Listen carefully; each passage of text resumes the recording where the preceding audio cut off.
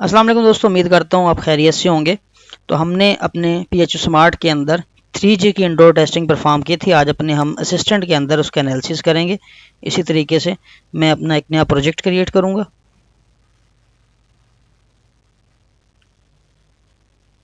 Three G indoor के नाम से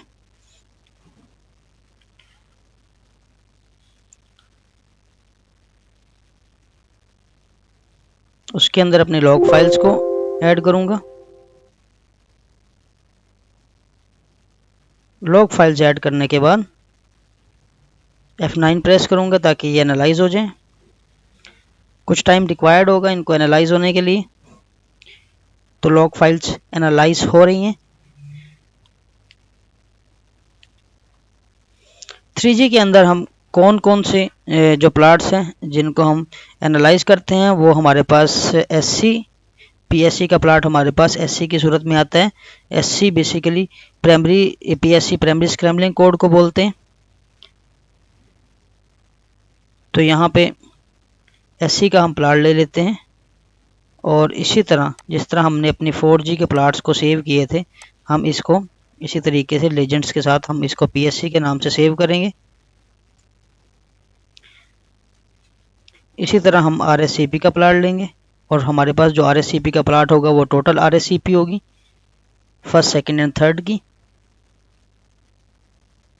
हमारे पास बेस्ट इनएक्टिव सेल्स होते हैं जो कि हमारे पास फर्स्ट सेकंड या थर्ड में होते हैं और इसकी टोटल RSCP की जो हम वैल्यू है वो हम लेते हैं। तो इसको हम यहाँ पे सेंटर में कर लेते हैं। उसके बाद यहाँ पे RSCP की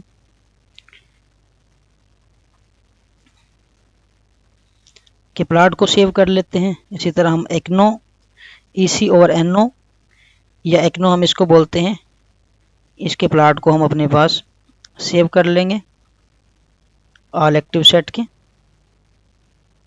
और इसी तरीके से इसको हम यहाँ पे ले आएंगे सेंटर में ताकि थोड़ा खूबसूरत लगे।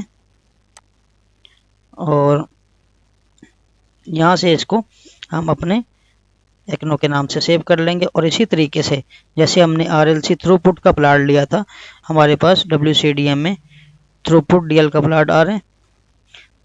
यहाँ से हम DL का प्लॉट लेंगे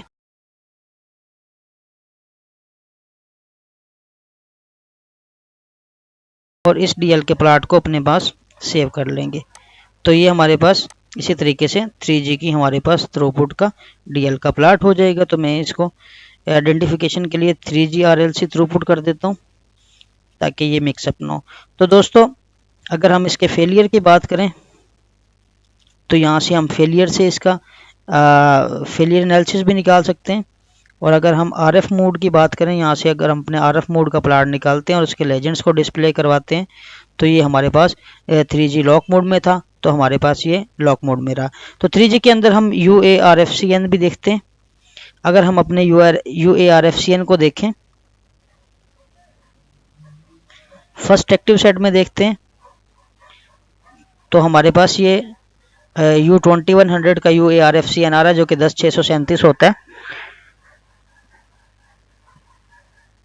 इसी तरह हम अगर अपने मॉनिटर में फर्स्ट एंड सेकंड में देखते हैं